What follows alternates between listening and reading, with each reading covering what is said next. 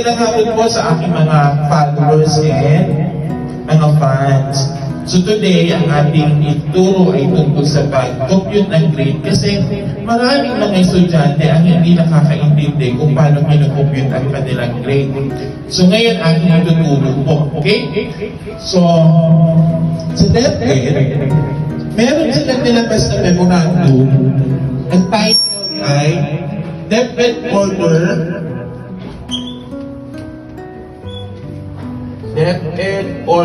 number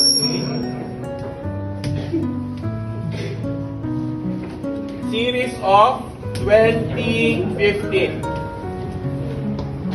Guidelines for the grading system of senior high school. 11. Ano? 11? Okay. So ito yung ating basihan kung paano nakukompute ang grades. Sa senior high school, may iba't ibang track na ino-offer. TVED, ACAD, or academics, sports, and SPA or Special Program for Arts. Okay, sa San Francisco High School, ang ino-offer natin ay dalawang track, TVL and academic. Each of these tracks have different components. I'm sorry, not components, but criteria to grade, to compute for the grade. For TVL, meron tatlong components, 3 components for your grade. Ano ito? Written works, performance task, and quarterly assessment. Each of these components have corresponding percentage. Ito ay 20%, 60%, and 20% for a total of 100%. Now, to compute for your final grade, there are steps to follow. Ito yung mga steps. 4 lang yan, ha? Step 1, get the percentage score. Step 2, get the weighted score. Step 3, get the initial grade. And lastly, transmute the initial grade based on the transmutation table stipulated in the DepEd Order number 8 series of 2015. Nandun yun sa aking projector yan.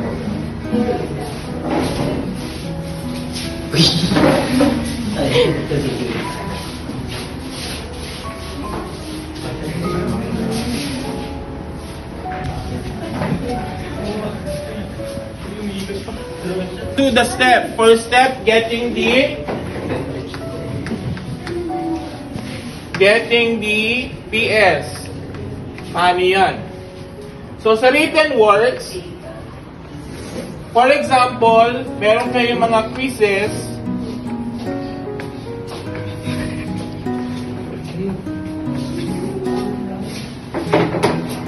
Quiz 1, quiz 2, quiz 3. For example, 3 lang yung quiz na binigay ni teacher. Sa quiz 1, nakakuha ka na score na 20 out of 25. Sa quiz number 2, nakakuha ka ng 15 out of 15. Quiz number 3, nakakuha ka ng 10 out of 20. So, i-total natin lahat ng quizzes score mo. 20 plus 15? 35. Plus 10? 35. 45. Ang tawag dito ay raw score. Raw score, ha? Now, for the number of items, we need to sum it up also. 25 plus 15? 40. Plus 20? 60. 60. Ang tawag dito ay highest possible score. Okay? Now, to get the PS, the formula for PS is RS divided by HPS multiplied by 100%. Okay? So, let's substitute the value. So, we have 45 divided by 60 times 100%. Pakikalkyo nga.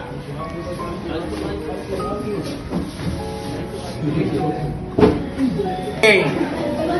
So, 45 divided by 60 times 100. So, it will give you 75%. This is your PS. So, ilagay natin dito, 75%. Now, the step 2 is to get the weighted score. Weighted score. Paano yun? So, we have also the formula.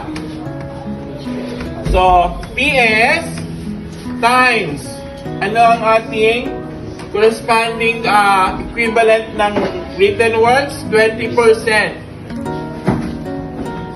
So, substitute natin. This is 75 times 0.2.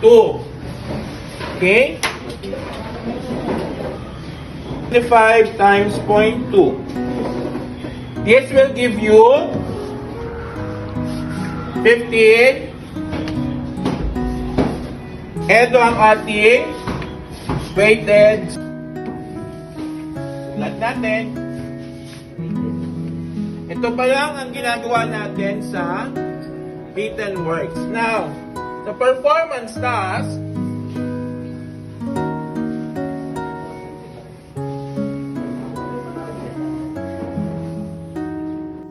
kung nakarating kayo sa puntong ito ng aking video, pwede niyo po bang i-like ang video ito? At maaari nyo rin pong i-share upang mas malawak ang marating na audience at marating nito ang mga estudyanteng nagtatanong at nagtataka kung paano nakukompute ang kanilang grades. Pwede rin po kayong mag-comment para sa mga suggestion yung video tutorial na pwede kong gawin. performance task, meron siyang dalawang performance task. Ang nakuha niya out of 100 ay 90. So, you have 100. Performance number 2, out of 25, ang nakuha niya ay 22. So, i-total natin. So, 90 plus 22. I-total natin. 100 plus 25. 125. Again, this is raw score. This is HPS. So, compute natin yung PS. PS is equal to raw score divide HPS multiplied by 100%. Substitute natin. 112 divided by 125 multiplied by 100%. Ang sagot? Anong sagot? Hindi kayo nagko-compute.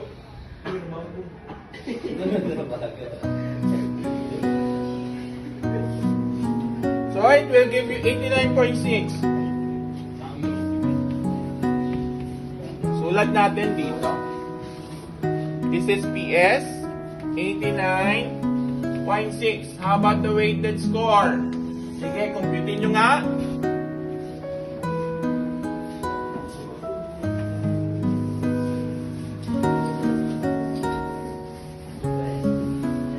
So, for the weighted score, PS multiplied with 0.6.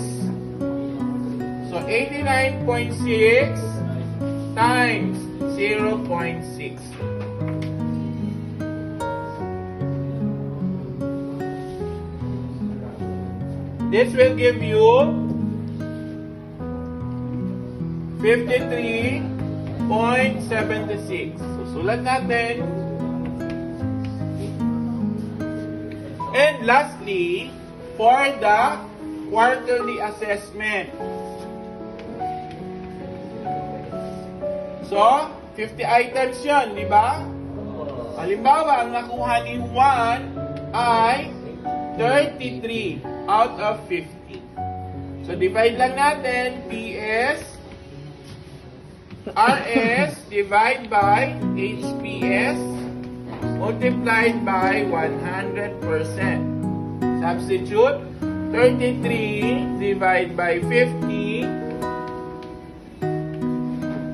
This will give you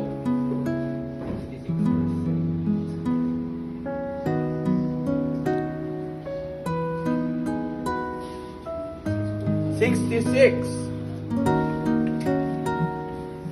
Sulat natin ang ating PS, 66. Now, to get the WS, may formula din. PS times 0.20 or 0.2. So, substitute 66 times 0.2. 13.2. Sulat natin. Now, let's go to the third step. Get the initial grade. So, the formula for initial grade is equal to written works plus performance task plus quarterly assessment. Substitute natin. So you have 15 plus 53.76 plus 13.2 equal is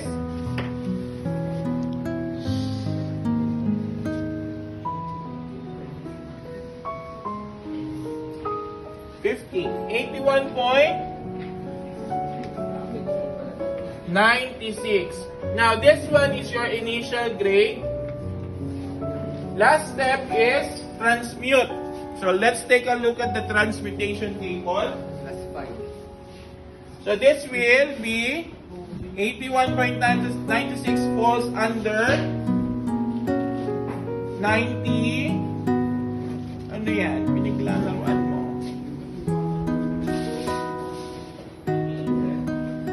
80. Sure ka ba dyan? 88. Let me see.